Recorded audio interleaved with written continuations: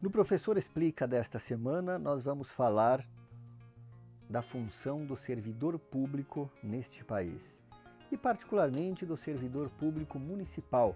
Pois bem, vamos começar. É comum você ouvir candidato, inclusive candidatos a vereadores ou prefeitos, dizer que determinado setor tem muito servidor público, tem muito funcionário público. Você já ouviu essa história, não é? Você já ouviu também alguns prefeitos, por vezes deveras desinformados, dizer que é preciso privatizar o serviço público, porque aí seria mais eficiente. A iniciativa privada é tão eficiente. Pois bem, em primeiro lugar, é preciso diferenciar esta relação. O serviço público no mundo todo é exercido por profissionais concursados. Eu falei profissionais concursados, pessoas que se prepararam para integrar o serviço público, fizeram uma opção para trabalhar em determinados setores. Isto existe no Brasil desde quando? Desde a Constituição de 88. Até então, alguns setores realizavam concursos, mas a grande maioria não. Na grande maioria dos casos, o loteamento das funções, infelizmente, era feita por nomeações, escolhas ou mesmo trocas de favores. É sim, já existia isso. Pois bem, a partir da Constituinte, elaborada em 1988 e que virou lei até o momento, todos os serviços públicos, seja em nível municipal, federal ou estadual, precisam ocupar estas funções de prestação do serviço de forma efetiva por concurso público, por edital aberto, que todos os brasileiros e brasileiras podem prestar. Bom, a segunda lenda que se propaga com uma facilidade nas redes sociais é que os servidores públicos ganham muito mais do que os trabalhadores da iniciativa privada. É outra conversa que não precisa dar o nome, é mais uma inverdade.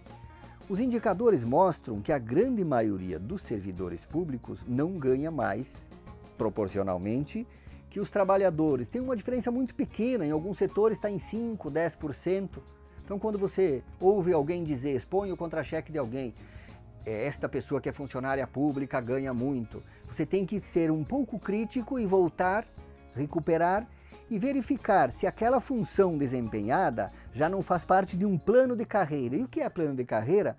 É um documento público reconhecido que prevê que o ingresso no serviço público, depois de um tempo, tem determinadas promoções, seja por tempo de serviço, seja por titulação, seja por curso complementar ou mesmo por dedicação nas funções específicas.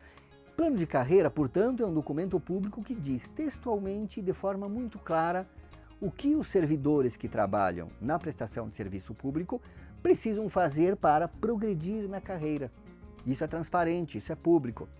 Existe uma outra variável também. Servidor público se aposenta muito cedo. É outra conversa para boi dormir.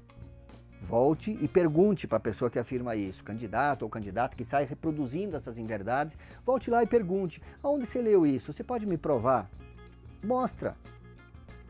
Ah, mas eu conheço alguém que não trabalha e que está de licença e que ganha muito dinheiro nesse país. Muito dinheiro, sabe quem ganha? Banqueiro. Alguns empresários que privatizam e respondem por serviços que o Estado deveria, a cidade deveria, o município deveria prestar e os prefeitos preferem lavar as mãos e passar a responsabilidade para grandes grupos empresariais, essa gente ganha muito dinheiro. Proporcionalmente é muito pouco, é um pequeno percentual da população brasileira que ganha muito dinheiro. Então, se liga aí, não reproduza essa inverdade.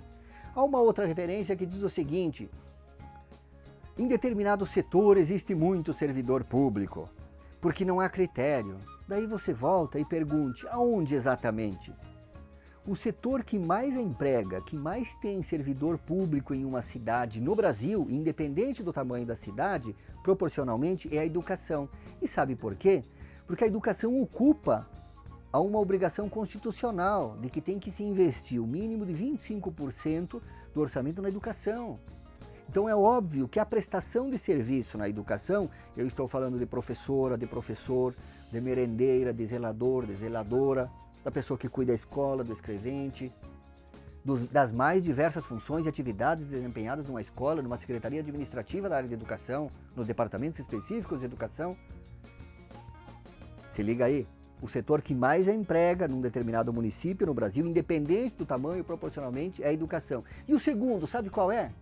Ah, mas eu conheço alguém que trabalha lá e ganha muito. O segundo, se liga aí, é saúde. Porque a saúde tem 15% do orçamento como destinação obrigatória.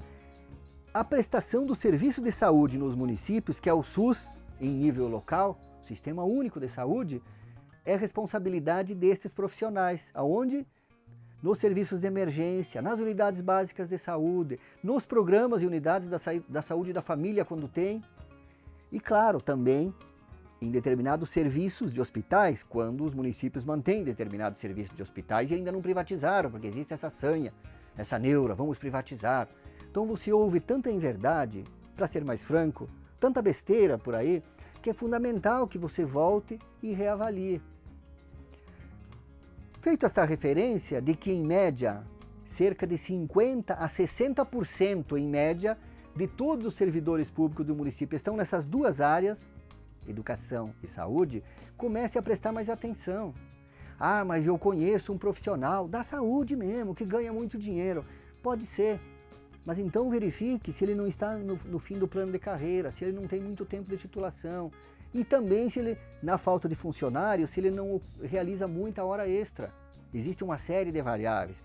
Preste atenção, a grande maioria dos trabalhadores da saúde e da educação, que representam mais da metade, em todos os casos, dos servidores públicos de um município, eles ganham em média muito pouco.